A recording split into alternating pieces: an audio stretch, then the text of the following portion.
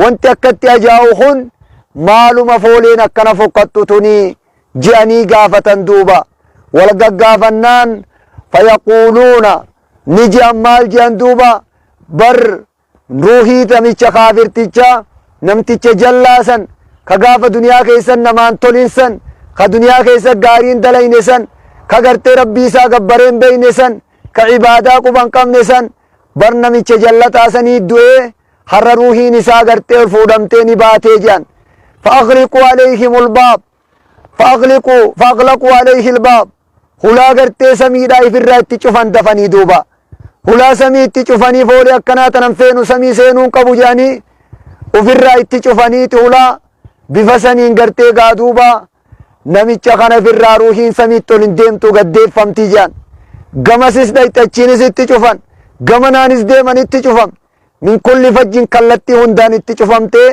dachii jalatti gaddeeffamti jechuudha duuba ikhwata al-iimaani wal islaam nuti kabajamuun keenya yoo akka rabbiin itti nu kanne irra teenye qofa kabajamuun keenya jiraan keenya nagaa godhatee du'aan keenyas faarfamuuf akka gaafa lubbuu qabnu jirru faarfamnutti gaafa duune faarfamnee muhaacitaan nu jaallatuun samii dachiin nu boohuun yoo ibaadaa qabaanne qofaa san quba qabaadha awwalu maa yus'alu anhul gabrichi guyyaa qiyaamaa gaafa gartee jalqabni wanti inni irraa gaafatamu gaafa qabrii gadi seenu gaafii sadeen irraa gaafatama man rabbuka rabbiin kee ati eenyu gabbaraa turte maal gabbarta jechuu gaafii gartee man rabbukaatu gartee qabrii kana keessatti qabrii hanga taakkuu geessu lahadii tana keessatti gartee gaafiin isaa dhufte ikhwata al-iimaan wal islaam malaayikaan awwaalanii osoo namni irraan fagaatin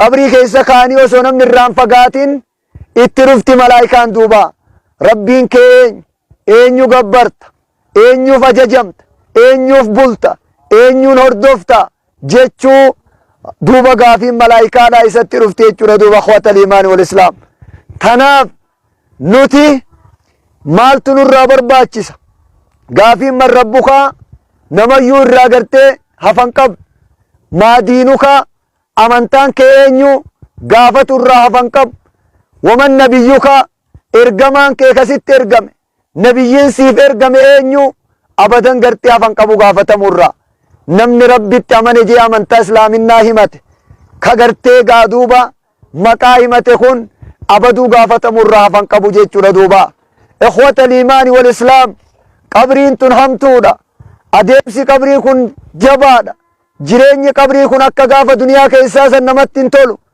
akka gaafa duniyaa keessatti bakka feete mana jaarattee akka feete jaarattee si gammachiisee sitti tolee haala gaariin qananiifattee gangalattee diriirfattee jiraattu san jiraatuun qabrii keessatti hin danda'amu qabrii gartee dhiphoo tana keessatti qabrii tana keessatti jireenyi kee adeemsi kee yoo duniyaa irratti tole qabriin tun sitti tolti yoo duniyaa irratti haala gaariin tolfatte ibaadaa salaata qabaatte soomana qabaatte hajjii qabaatte khayrii hunda gartee qabaatte harraan tana gartee qabriin tun sii tolti jechuudha duuba ikhwata al-iimaani wal islaam yoo ati rabbii keetii wal quban qabaatin yoo ati gartee ibaadaa quban qabaatin yoo ati khayrii quban qabaatin yoo waan silaa barbaadamuu fi akka silaa eegamu irraa dhabamte bakka silaa itti si eegan irraa dhabamte bakka maleetti argamte waan hin tolle dalayte waan hin fayyanne haasoyte rabbii keetii wal dhabde qabriin tee badde ikhwata al-iimaani wal islaam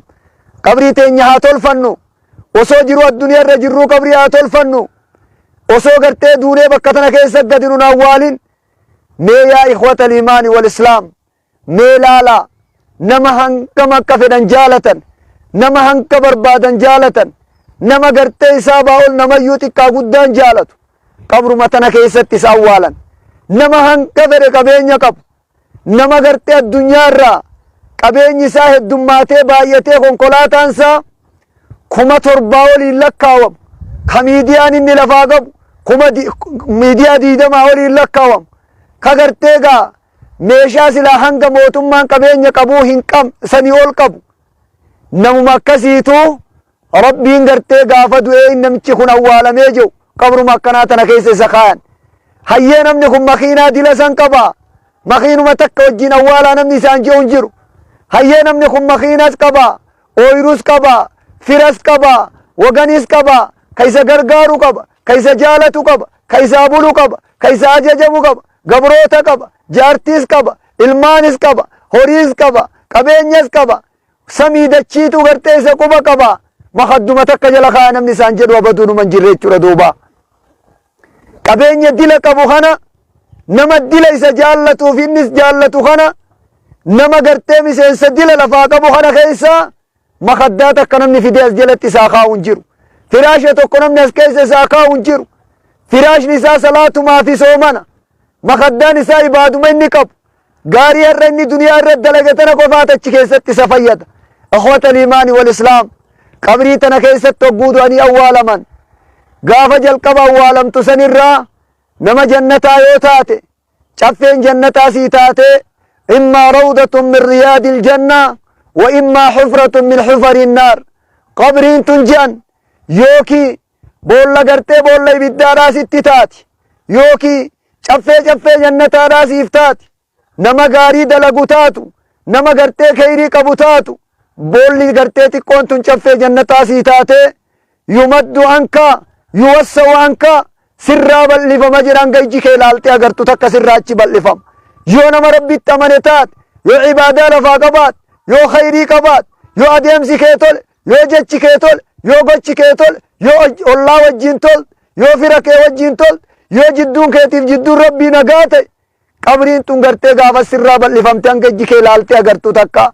Nutu akkatti yoo laallu dirree tana keessa lafa fagoo achi ilaallee garra bitaa mirgaan kallattii hundaan hanga ijji kee ilaaltee agartu takka rabbiin sirraa bal'isa duuba. Dandeettii ifiitiin, quwwaa ifiitiin, qudraa ifiitiin akkamitti osoo hin jenne duuba. Silaa qabriin hangana walitti dhidhiyaatti. Mee akkamiin rabbiin hangana namarraa bal'isaa rabbiin qalbiin nama jetti. Laakinnahu rabbumaatiitu beekanii bal'isaa inni jeesan ittuma amanna nuti. Ergamaa rabbii jedhee itti aman. Ergamaa rabbii dubbatee ni furan. Duuba nama rabbitti hin amanne yoo taate yoo rabbii keetii wal quban qabaatiin taate qabriin tun gartee namatti dhiphatti jaan. Hanga gartee dhaqee walitti qabdee walitti ciniintee hanga kaleen gartee haatee funyaaniin keessaa baatu takka hangattas ka qabriin tun gartee akka waliin nama ciniinti duuba ikhwata al-iimaani wal islaam. لو نجا أحد من هذا القبر لنجا منه سعد بن معاذ الذي اهتزت لموته أرش الرحمن. وصونمني تقول لنو قبري تنكيستي خنقابة وتاتي ففردان نما ببريدان نما ججبان نما كهاسوا بيك كدبي دندو كاديم ستول كدابتو تول كديمو تول كدبتو تول كنياتو تول كارارسو غرتي نقابوسو كدبتو غرتي دبين إسا الدنيا قوتو والقيس وصو غرتي نيولينو قبري تنجلا خنقابة وتاتي سلا سعد بن معاذ غرتي نقابة حاج اندوبا. سعد بن معاذ صحابة رسولا كيسا غافا اني دو غرتي عرشي رحمان تو غرتي إسا سوسو جان. عرشي رحمان تو غرتي سوسو جان.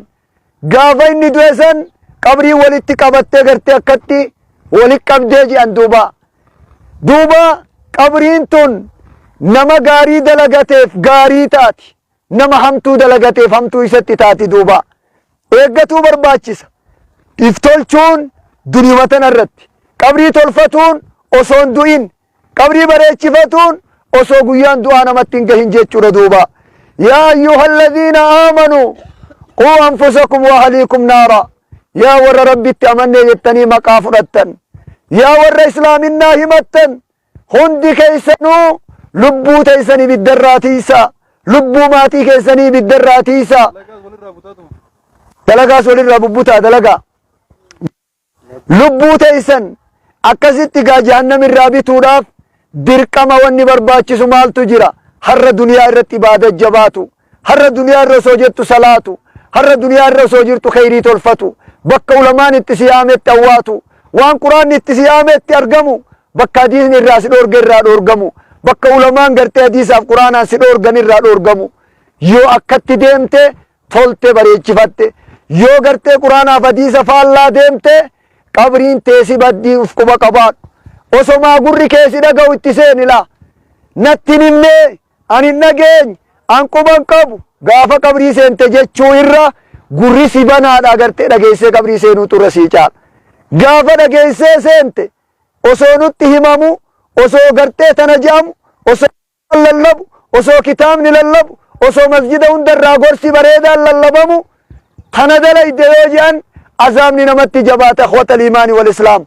Hadaraa dhaamsi nuti walii kenninu diinii islaamaatirraa qooda qabaatuu qabna. Adeemsa keenya tolfatuudha qabna. Quraanaanis ta'ee hadiisaan adeemsa keenya tolfataa deemuu qabna. Adeemsi keenya akka itti tolu yoo quraana irratti gartee hundooynee yoo adeemsi keenya gartee quraana irra yoo gadhaabanne nuuf tola jechuu. Hadaraa dhaamsi jabaan nuti walii goonu guyyaan har'aa kun ni gahaa, guyyaan har'aa kun ni dhufaa, namayyuttuu dhufa jechu guyyaan har'aa kun eenyurraa hafan qabu. Kanaaf guyyaan hafanurraa hin qabne kun ni dhufaa hin oolu abaduu gartee jabeeffatuu qabna. Khatmii akka rabbiin nu tolchu kadhatuu qabna akhwatal iimaani wal islaam. Gaafa tokko jedhan namni tokko amata dheeraa rabbii isaa gabbaraa ture jedhan. Amata dheeraa masjida irraa gartee muazzina ta'ee azaanaat ture. Amata dheeraa masjida keessatti itikaafa galee rabbii isaa gabbaraa ture. Dubartii wal argeen beeku baalagummaa gartee quban qabu akka carraa ta'e gaafa tokko niin azaana jee zamana san maqraafoonni sammaan kun hin jiru. Minaaraa gubbarra ol koree foddaa gartee shubbaa ka minaaraatiin